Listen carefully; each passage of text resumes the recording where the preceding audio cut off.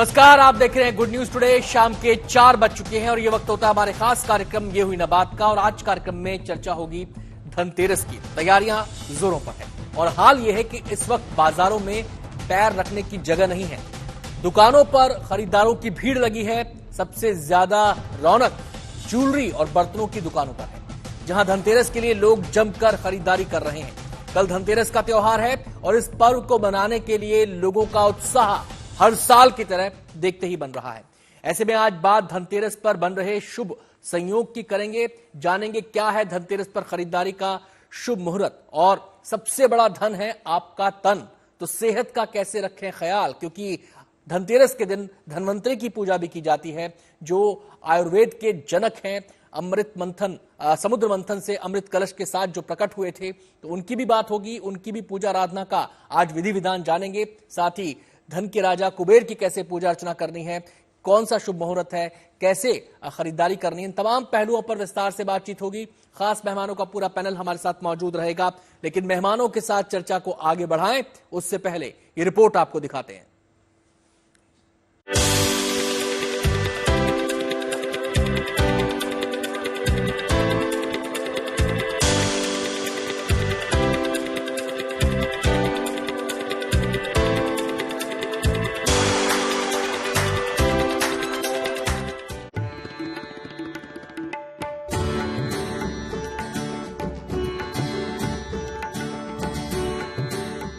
समझ लीजिए जीवन के शुभ दिनों का सबसे शुभ मुहूर्त आ चुका है। इस मुहूर्त में उम्मीदों का उजियारा भी है और संपन्नता का आशीर्वाद भी। एक तरह से कहें तो ये समय मां लक्ष्मी और भगवान कुबेर से वरदान पाने का भी है और भगवान धन्वंतरी से मांगी आरोग्य की कामना के पूर्ण होने का भी है। यही वजह है कि धनतेरस पर बाजारों की रौनक देखते ही बन रही है। धनतेरस दिवाली वो मौका होता है जिसका जो व्यापारी होते हैं साल भर इंतजार करते हैं, क्योंकि खरीदारी लोग खूब करते हैं और आपको भी मौका मिलता है कि ये सामान झाड़ घर एक बार उसे सजाने का। जी बिल्कुल, ऐसे ही मौका मिलता है। दिवाली के टाइम पे हम लोग जो है दुकान की सफाई कर लेते हैं। एक्चुअली में रश होता है, नई नई चीज़ें मार्केट में आती है, नई नई लॉन्चिंग होती है। स्टील की लाइन में जैसे न्यू गोल्ड प्लेटिंग में लॉन्चिंग होती है, अलग अलग लॉन्चिंग होती है मार्केट में। इसलिए नई चीज़ें दिवाली के टाइम पे लॉन्च करते ही है कंपनी वाले, तो कुछ नया हम लोग भी सोचते हैं करें। और धनतेरस की तैयारी है ही, लोग तैयारी में जुटे हुए हैं, तो हम भी लोग सफाई वफाई में काम में डिस्प्ले की तैयारी कर रहे हैं हम लोग।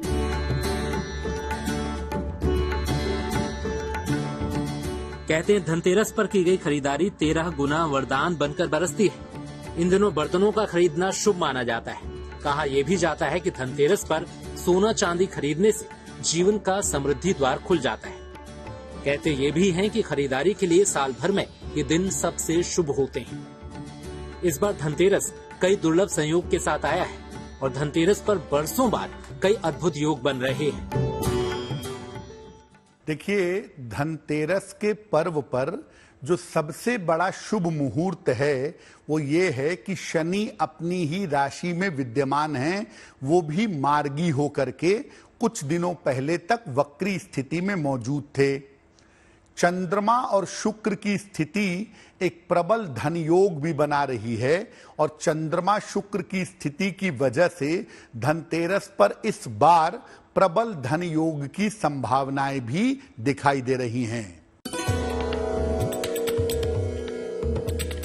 धनतेरस का पर्व कार्तिक कृष्ण त्रयोदशी को मनाया जाता है। कहते हैं इसी दिन समुद्र मंथन से अमृत कलश निकला था और देवताओं के वैद्य धन्वंतरी अमृत कलश लेकर प्रकट हुए थे। ये दिन भगवान कुबेर का भी है। भगवान कुबेर को धन और आसुरी शक्तियों का हरण करने वाला देवता माना गया है। यही वजह है कि धनतेरस पर शुभ मुहूर्त में की गई पूजा बेहद फलदायी होती है। देखिए, धनतेरस जो है वो त्रयोदशी तिथि को मनाया जाता है और त्रयोदशी तिथि इस बार 10 नवंबर को दोपहर 12:35 के बाद शुरू हो रही है।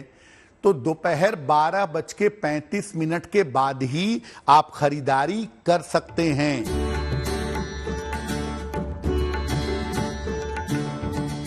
धनतेरस पर अक्सर लोगों के मन में ये सवाल होता है कि क्या खरीदें और क्या ना खरीदें। एक प्रश्न लोगों के मन में ये भी होता है कि क्या धनतेरस पर खरीदारी का कोई खास शुभ मुहूर्त है। खरीदारी का सबसे अच्छा समय होगा शाम को 5:46 से 7:42 के बीच में। वैसे तो दोपहर 12:35 के बाद आप कभी भी खरीदारी करें, कभी भी पूजा करें, लेकिन शाम को जो 5:46 से लेके 7:42 तक का समय है, इस समय में अगर आप पूजन करें या इस समय में अगर आप खरीदारी करें तो इसके परिणाम आपके लिए ज्यादा शुभ होंगे। धनतेरस पर भगवान धन्वंतरी की पूजा का भी विधान है। धन्वंतरी देव की पूजा से आरोग्य की प्राप्ति होती है। पौराणिक कथा के अनुसार धन्वंतरी का प्रादुर्भाव समुद्र मंथन से हुआ था। इन्हें आयुर्वेद के प्रणेता और वैद्य के रूप में पूजा जाता है। भगवान धन्वंतरी आरोग्यता प्रदान करने वाले देवता हैं और धनतेरस पर इनकी पूजा का बड़ा महत्व माना जाता है।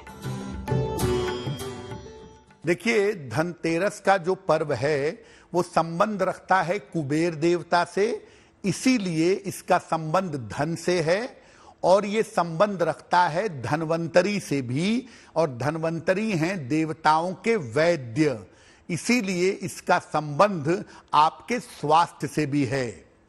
तो धनतेरस के अवसर पर अगर आप किसी गरीब व्यक्ति की चिकित्सा में सहायता करते हैं, अस्पताल में फल या दवाइयां बांटते हैं, या किसी व्यक्ति को दवाइयां देते हैं, किसी की मेडिकल हेल्प करते हैं, तो इससे आपको अच्छे स्वास्थ्य का और लंबी आयु का वरदान मिलेगा।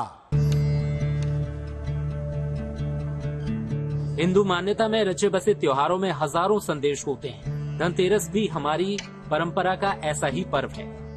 ये पर्व दीपोत्सव से ठीक पहले आता है, हमें समृद्धि और संपन्नता का आशीर्वाद देता है, साथ ही हमें स्वास्थ्य के प्रति सचेत करता है और फिर हमें ऐसी ऊर्जा से भर देता है जो साल भर हम में ऊर्जा का संचार करती है। तो इस धनतेरस भी शुभ मुहूर्त में कीजिए खरीदारी, जलाइए कामनाओं के दीपक, जिससे मां लक्ष्मी पधारें आपके द्वार और आपको मिले आरोग्यता के साथ साथ समृद्धि और सफलता का आशीर्वाद। Bureau report, good news today.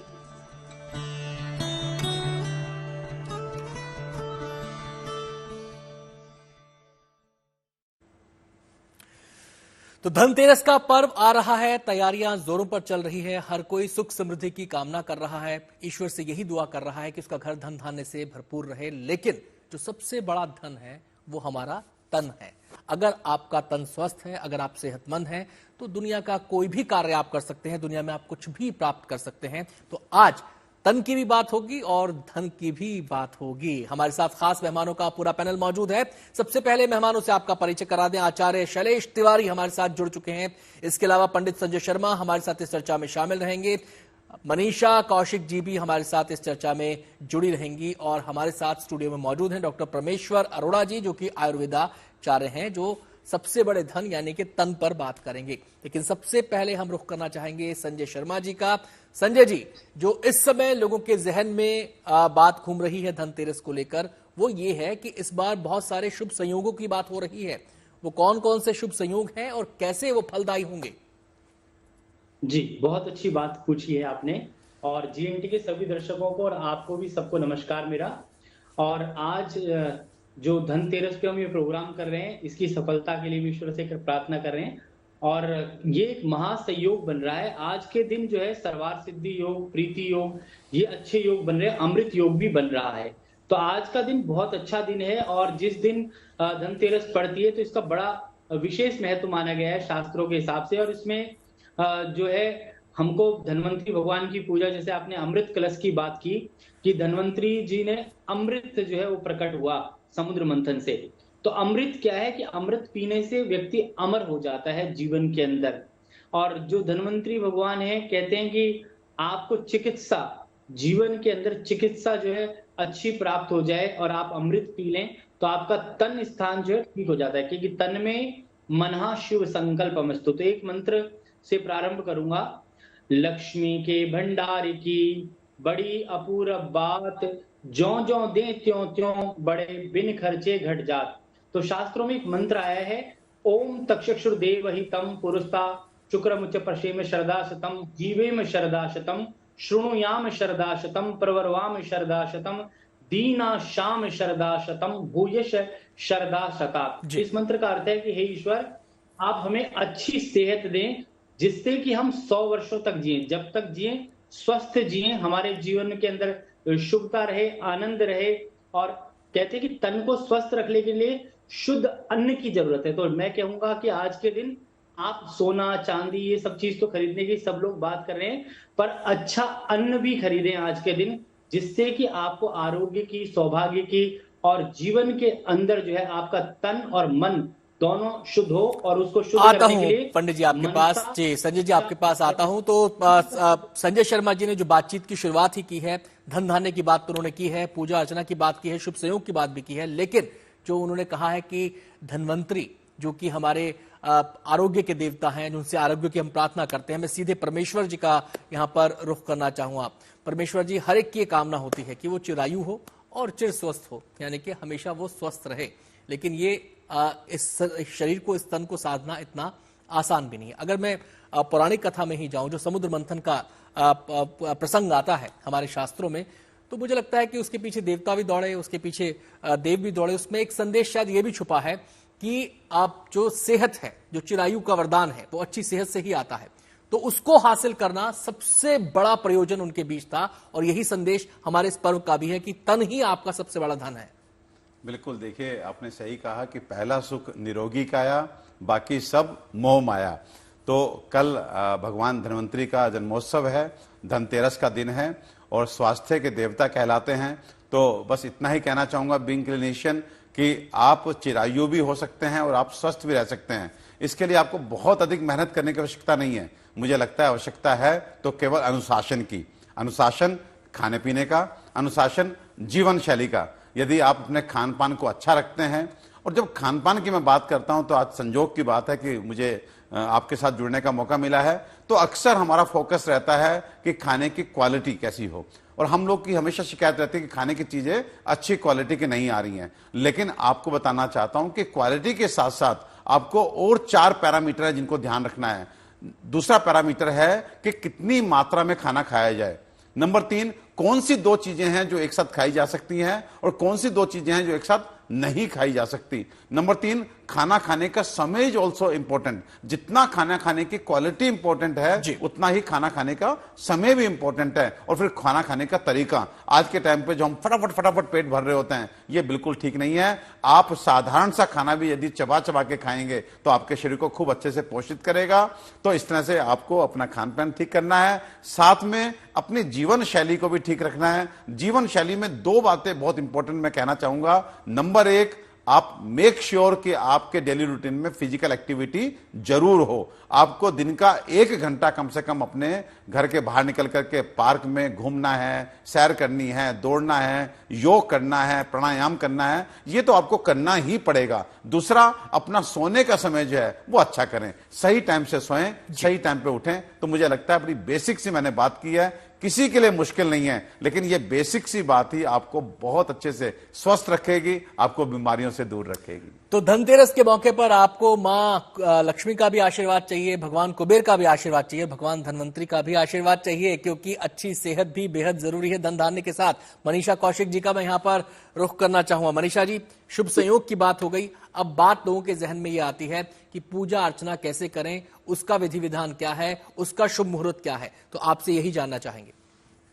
देखिए, पूजा का जो शुभ मुहूर्त रहेगा धनतेरस वाले दिन 10 नवंबर को, तो वो रहेगा 5 बज के शाम को 5:47 से शाम को 7:43 तक।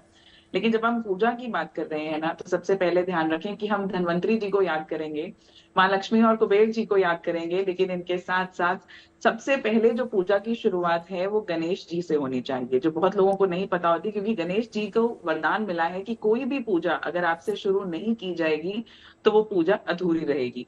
और शुभ और लाभ तो जो है वो है गणेश जी के पास, तो हमें सब कुछ चाहिए। उसके बाद जब हम बात कर रहे हैं धन्वंतरी जी की, तो इंग्लिश की, एक अंग्रेजी की एक बड़ी प्यारी कहावत है कि हेल्थ इज वेल्थ। हम उसे लिटरली वेल्थ को जो है वो सिर्फ हम अपनी करेंसी के माध्यम से काउंट करते हैं, या जो पैसे हमारे बैंक में है उसे काउंट करते हैं। बट जैसा आप खूबसूरत तरीके से समझा रहे थे कि सबसे पहली जो दौलत है हमारे पास जो है वो हमारी अपनी सेहत है, आरोग्यता है। सेहत अच्छी है तो कमाने के जरिए जो है वो 1000 होंगे। और जैसे कहा जाता है ना कि यार बॉडी इज आवर टेम्पल, तो उस तरीके से अपनी सेहत का खास ध्यान रखना। मैं सुन रही थी कि जो स्टूडियो में बैठे हुए हैं गेस्ट, उन्होंने कितने खूबसूरत तरीके से अपने लाइफस्टाइल में जो है चेंजेस करने के लिए सजेस्ट किया। तो ये सब चीजें करनी जरूरी है। और एक साथ ही साथ में वास्तु टिप जो है वो ऐड करना चाहूंगी कि जिन लोगों की सेहत अच्छी नहीं रहती, तो आप धनतेरस के दिन धन्वंतरी जी की फोटोग्राफ, अगर आपको पिक्चर जो है वो मिल जाती है, नहीं तो आप इंटरनेट से भी प्रिंट आउट ले सकते हैं, उसे अपने घर के नॉर्थ ईस्ट में लगाइए। रोजाना वहां प्रे कीजिए और अफर्म कीजिए कि आई एम हेल्दी। खुद को जो है वो अपनी बॉडी के सेल्स को आई एम हेल्दी बोलना शुरू कीजिए, ताकि आप जो है वो अच्छी सेहत पा सके। उसके बाद लिटरली जो हम कहते हैं वेल्थ, क्यों? क्योंकि माँ लक्ष्मी को जो है वो धन धान्य की देवी जो है वो कहा जाता है, सुख समृद्धि के लिए जाना जाता है। तो माँ लक्ष्मी की तो पूजा जो है वो होनी ही चाहिए, साथ साथ कुबेर जी की भी। क्यों? क्योंकि कुबेर जी जो है वो उनके ट्रेजरर हैं, खजांची हैं। तो जब माँ लक्ष्मी जो है वो धन की वर्षा करेंगी, तो धन संभालने वाले भी तो चाहिए। अब जब आप कुबेर जी की पूजा करते हैं, अगर आपके पास कुबेर जी की चांदी की या वैसे जो है फोटो घर में है, तो आप उस पर पूजा कर सकते हैं जिस समय ये शुभ मुहूर्त है। नहीं भी अगर है तो आप जो है वो अपने लॉकर की या अपने कोई भी ज्वेलरी बॉक्स घर में रखा हुआ है, आप वहां पर भी कुबेर जी का ध्यान करते हुए पूजा कर सकते हैं। उसके बाद लास्ट में शाम के समय हम यम दीपक भी जगाएंगे, तो यम को याद करना बेहद जरूरी है। क्यों? क्योंकि उनके पास जाना है, ये पूर्ण सत्य है। और इट्स जस्ट लाइक अटेंडेंस, कि जैसे हम क्लास में अटेंडेंस लगाते हैं ना, तो एक उनका ध्यान करना जी। कि हमें पता है कि हमें आपके पास आना है, बट जब भी आए हम अच्छी सेहत के साथ आए, हंसते खेलते हुए आए। कोई भी चीज जो है वो अचानक से एक्सीडेंटल डेथ्स या हमें जो ये अनसर्टेनिटी है, क्योंकि धनतेरस की हम बात कर रहे हैं, तो तेरस का मतलब जो है, धन तो हमने कर लिया, धन हमारी सेहत भी है, धन हमारा पैसा भी है। तेरस जो है वो 13th तिथि है। तो नंबर 13 न्यूमरोलॉजी में अनसर्टेनिटीज से जुड़ा हुआ है। तो अनसर्टेनिटीज हमारी जिंदगी में जो सबसे ज्यादा रहती है वो सेहत को लेकर और पैसे को लेकर ही रहती हैं। जी। तो अनसर्टेनिटीज से सर्टेनिटीज की तरफ हम रहें। अगर हम अपनी पूजा को जो है वो बहुत क्लियर और साफ मन से करेंगे, तो सर्टेनिटीज की ओर प्रोग्रेस जो है वो अच्छे से कर सकते हैं। मैं सीधे शैलेश जी का यहाँ पर रुख करूंगा। शैलेश जी, कोई भी त्योहार हो उसमें पूजा का पाठ का बड़ा ही महत्व होता है और विधि विधान उसका जानना जरूरी हो जाता है। जब हम कुबेर जी की पूजा करें धनतेरस के दिन, जब हम माँ लक्ष्मी की पूजा करें, गणेश जी की पूजा करें, तो उससे जुड़ी जो बारीकियां हैं, उससे जुड़े जो पूरा प्रोसेस है, उसके बारे में आप बताएं कि पूजा में किन किन चीजों को शामिल किया जाए और कौन कौन से हम पूजा में हमारे, क्योंकि भोग भी लगता है, मिष्ठान का भी प्रयोग करना होता है, तो वो कौन कौन सी चीजें भोग के रूप में इस्तेमाल की जाए। धन्यवाद भट्ट साहब। जीएनटी के सभी दर्शकों को धनतेरस की बहुत शुभकामनाएं। धनतेरस जिसे हम धन्वंतरी पूजा से प्रारंभ करते हैं, और भगवान धन्वंतरी जो हैं भगवान विष्णु के 24 अवतारों में 12वें अवतार माने गए हैं, जिनकी उत्पत्ति समुद्र से हुई है, और साथ साथ महालक्ष्मी माता की भी उत्पत्ति समुद्र से हुई है। धनतेरस से लेकर के और भैया दूज तक यह 5 दिवसीय विशेष जो पूजा है, जिसमें दीपावली पूजन और लक्ष्मी पूजन दोनों दो है। दीपावली पूजन का मतलब है दीपोत्सव का पूजन, जिसे भगवान श्री राम अयोध्या नगरी जब लंका पर विजय प्राप्त करके आए थे, उस दिन दीपोत्सव मनाया जाता है। और उसी दिन माता लक्ष्मी जी का प्रादुर्भाव हुआ समुद्र से, तो महालक्ष्मी पूजन। तो दीपावली और महालक्ष्मी पूजन दोनों भिन्न है और दोनों एक साथ मनाते हैं। और इसी दिन भगवान धन्वंतरी अमृत कलश लेकर के समुद्र से निकले थे। एरावत हाथी भी निकले थे, कामधेनु गाय भी निकली थी, वृक्ष भी निकला था। इस तरह अलग अलग प्रकार की चीज समुद्र से निकले थे। धन्वंतरी पूजा सबसे पहले होगा और धन्वंतरी पूजा 5:47 से लेकर 7:45 तक सबसे अच्छा मुहूर्त है। इसके बाद भगवान कुबेर जी का आप वृषभ लग्न में भगवान कुबेर जी का आप पूजन करें। भगवान कुबेर जी का ओम कुबेराय नमः, वितेश्वराय नमः, धन प्रदाय नमः, ओम ह्रीम श्रीम क्लीम वितेश्वराय नमः। भगवान कुबेर जी जो है वह धन के देवता माने जाते हैं। ये धनाध्यक्ष कहे गए हैं, देवताओं के फाइनेंस मिनिस्टर कहे गए हैं। और इस दिन अलक्ष्मी को, जो अलक्ष्मी है उनको भी दूर किया जाता है। इस दिन अलक्ष्मी का दूर करना, इसका मतलब आज धनतेरस के दिन 12:30 बजे से लेकर के 2 बजे के बीच आप 2 झाड़ू खरीदें और एक झाड़ू घर में लेकर के आए और रखें और एक मंदिर में के लिए रखें। उस झाड़ू को छुपा कर रखें। धनतेरस के दिन उसका पूजन करें। 2 किलो नमक लेकर के आए, एक बहुत अचूक टोटका है। उस नमक से घर में पोछा लगवाएं। खड़ी हल्दी लेकर के आए, खड़ी धनिया लेकर के आए, कौड़ी लेकर के आए, गुंजा लेकर के आए, उससे धन की पोटली बनाए, भगवान गणेश जी को, महालक्ष्मी माता को निमंत्रण करें, आवाहन करें पूजा के लिए, और सायंकाल में वृषभ लग्न में भगवान धन्वंतरी का पूजन करें, भगवान कुबेर जी का, महालक्ष्मी माता का, और 8:30 बजे के बाद दीप दान करें।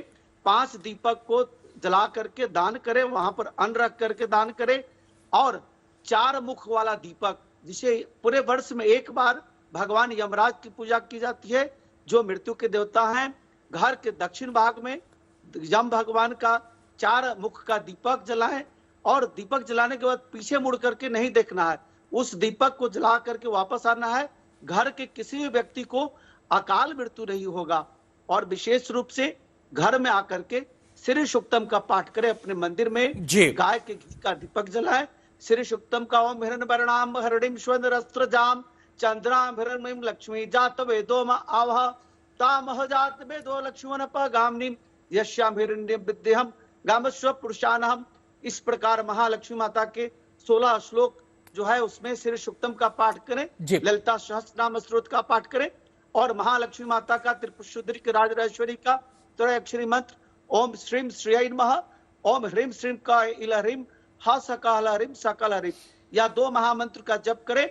और महालक्ष्मी गायत्री ओम महालक्ष्मी च विद्महे विष्णु पत्नी च धीमहि तन्नो लक्ष्मी प्रचोदयात्, महालक्ष्मी माता के इस महामंत्र का जप करके आप पूजा को पूर्ण करें। इस दिन आता हूँ शैलेश जी आपके पास और भी जानकारी हम आपसे हासिल करेंगे पूजा से जुड़ी हुई। हम सीधे संजय जी का यहाँ पर रुख करना चाहेंगे। संजय जी, अब बात आ जाती है खरीदारी पर, क्योंकि धनतेरस पर खरीदारी का विशेष महत्व बताया गया है। शुरुआत में करता हूँ झाड़ू से। जैसा कि शैलेश जी ने भी बात की है कि झाड़ू खरीदना उस दिन शुभ माना गया है, पवित्र माना जाता है, फलदायी माना जाता है। अब सवाल लोगों के जहन में आता है कि आखिर क्यों? जी देखो, झाड़ू जो है सफाई का प्रतीक है, लक्ष्मी का प्रतीक है जी, और पोछा जो है विष्णु का प्रतीक है। तो घर के अंदर अगर आप झाड़ू को सीधा करके रखते हैं, लिटा के रखते हैं, तो शुभता का प्रतीक माना जाता है। और झाड़ू भी स्टेबिलिटी वाली लें, तिल्ले वाली झाड़ू या फूल झाड़ू दोनों ही खरीदें, जिससे कि आप अपने घर की सफाई कर सकें। क्योंकि जहां स्वच्छता होगी, सुंदरता होगी, वहां ही लक्ष्मी वास करेगी। जहां गंदगी होगी वहां लक्ष्मी का वास कभी भी नहीं होगा। तो इसलिए झाड़ू को लक्ष्मी का ही प्रतीक माना गया है। और शास्त्रों में झाड़ू, पोछा और नमक जीवन के अंदर बड़ा महत्व रखता है, क्योंकि लक्ष्मी और विष्णु क्योंकि उनकी पत्नी है, तो सफाई जो करी जाती है झाड़ू और पोछे से ही की जाती है। इसके अलावा उसमें नमक डाल दें तो आपके जीवन की सभी नेगेटिविटी जो है खत्म हो जाती है। तो इसीलिए झाड़ू का प्रयोग किया जाता है। और झाड़ू को कभी भी खड़ी अवस्था में नहीं रखते, हमेशा लिटा के रखें और झाड़ू को छुपा करके रखें। जिस प्रकार से आप धन को रखते हैं तो आप लोहे की अलमारी में छुपा के रखते हैं, लॉक करके रखते हैं, लकड़ी में कभी भी धन नहीं रखते, धन व्यर्थ हो जाता है। उसी प्रकार से झाड़ू और पोछा, कोई भी अतिथि आपके घर आए वो कभी भी दिखाई देना नहीं चाहिए, क्योंकि वो छुपा होना चाहिए। वो आपके स्थिर लक्ष्मी का प्रतीक माना गया है। और घर के अंदर आता हूं संजय जी आपके पास, मैं यहाँ पर आप जी परमेश्वर जी का यहाँ पर रुख करना चाहूंगा, क्योंकि परमेश्वर जी हम तन और धन दोनों की बातें साथ साथ कर रहे हैं। अब बात आ जाती है ये जो पूरा माहौल है, इस माहौल में अब ये मजबूरी ही कह लीजिए या फिर कह लीजिए कि कुछ ऐसा सिस्टम बन गया है कि जब जब दिवाली के आसपास का माहौल होता है, प्रदूषण पूरे शहर को घेर लेता है। अब बाहर भी जाना है, लोगों से मिलना भी है, खरीदारी भी करनी है, और ऐसे में सामने प्रदूषण की समस्या भी है, उसकी चुनौती भी है। तो बाहर निकलते वक्त कैसे हम किन बातों का ध्यान रखें?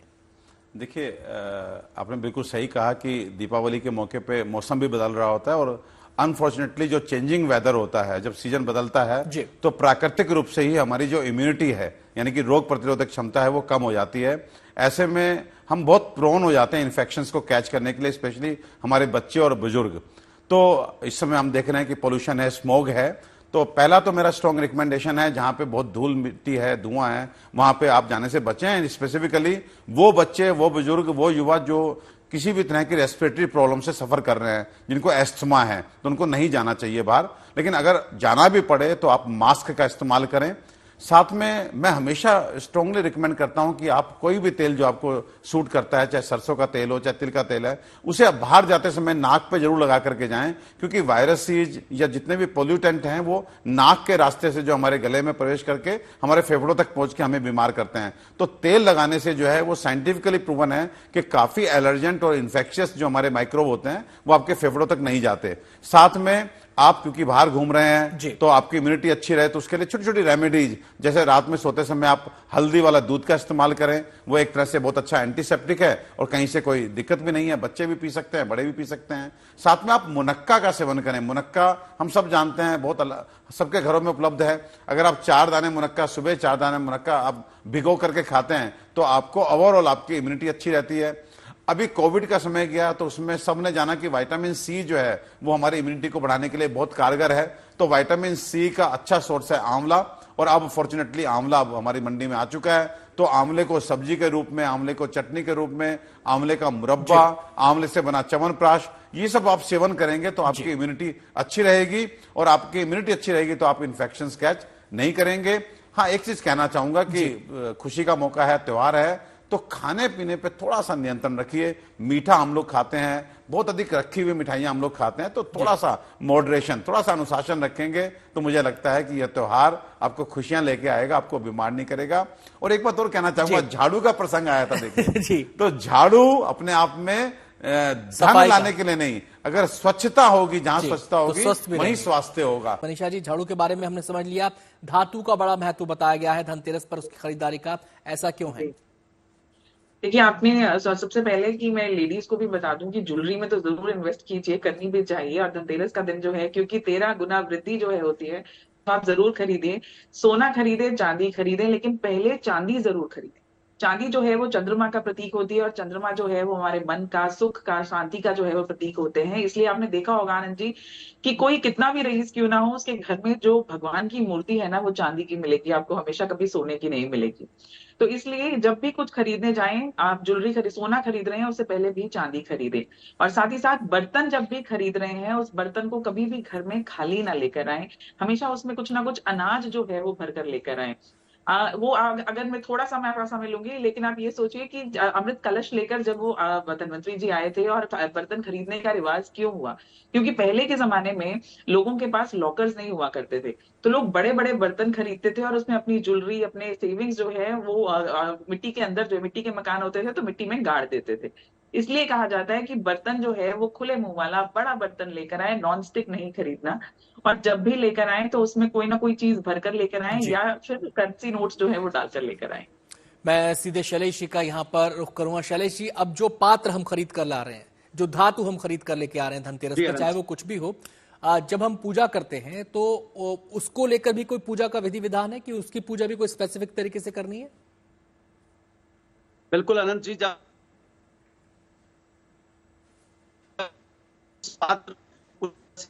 शुद्ध करके उसमें हम चावल भरते हैं, उसके ऊपर ढक्कन रहता है और उसके ऊपर हम एकाक्षी नारियल रखते हैं जी। और इसके बाद हम विधि विधान से उसका हम पूजन करते हैं जी। उस पूजन कलश लाने की ज्यादातर महत्ता है। लोग कलश लाते हैं, पूजा का कलश लाते हैं। और चांदी, स्टील भी जो है वह श्वेत रंग का होता है, चांदी भी श्वेत रंग का होता है। चंद्रमा मनसो जाता, चंद्रमा मन के देवता है। तो ऐसे बर्तन खरीदने से मन में शांति होती है, और साथ साथ सोने का सिक्का हो या कुछ भी सोने का एक चीज हो जिससे आपके घर में महालक्ष्मी को उत्तरोत्तर वृद्धि हो, जरूर खरीद के लाना चाहिए जी। मैं सीधे संजय जी का यहाँ पर रुख करना चाहूंगा। संजय जी, जब पूजा पाठ की बात आती है तो मंत्र जप का बड़ा महत्व होता है। जब मंत्र जप की बात आती है तो लोग ये जानना चाहते हैं कि वो कौन से मंत्र हो सकते हैं जिनको हम कभी भी यथास्थान यथास्थिति जिनका जप कर सके, वो फलदायी हो। जी, सबसे पहले मैं 2 बातें जोड़ना चाहूंगा इसमें। कहते हैं कि शुद्ध आहार, शुद्ध विचार, शुद्ध तन, शुद्ध मन। तो कहते हैं कि जो धन्वंतरी जी की प्रतिमा है, आप देखेंगे तो एक हाथ में पुस्तक है, एक में शंख है, एक में कलश है, और एक में जड़ी बूटी है। तो जड़ी बूटी में मैं ये बोलूंगा कि तुलसी का पौधा भी आप खरीद सकते हैं आज के दिन, क्योंकि तुलसी का जो पौधा है वो सबसे महत्वपूर्ण माना गया है। कलश के अंदर जो है आप जल भर करके रखे, 5 तत्व, जीवन 5 तत्वों से बनाए, तो 5 एलिमेंट्स को बैलेंस रखें। और शंख भी आज के दिन खरीदा जा सकता है और कोई पुस्तक भी आप खरीद सकते हैं, क्योंकि उनकी प्रतिमा को आप देखेंगे उनके 4 हाथ हैं, चारों हाथों में 4 चीजें विराजमान है। दूसरा, मंत्रों की जहां तक बात की जाए तो इसमें सबसे जो प्रार्थना होती है, जो गणेश जी की पूजा, लक्ष्मी जी की पूजा, कुबेर जी की पूजा, धन्वंतरी भगवान की पूजा, तो इसमें जो सबसे बढ़िया जो मंत्र है वो मैं आपको पढ़ के बोल देता हूं और सुना भी देता हूं। उस मंत्र का पाठ करने से सारे जीवन में जो भी संघर्ष है वो खत्म हो जाता है। सबसे लघु मंत्र लक्ष्मी जी के लिए सब लोग कर सकते हैं। या देवी सर्वभूतेषु लक्ष्मी रूपेण संस्थिता नमस्तस्यै नमस्तस्यै नमस्तस्यै नमो नमः। ओम श्रीम श्रीम श्रीम श्रीम महालक्ष्माय नमः। इसके अलावा गणेश जी की प्रार्थना कर सकते हैं। मुदाकरात मोदकम सदा विमुक्ति साधकम कलाधरा वसंसकम विलासलोक रक्षकम अनायके कनायकम विनाशते भदेत्यकम नतासुनासुनाशकम नमामितम विनायकम।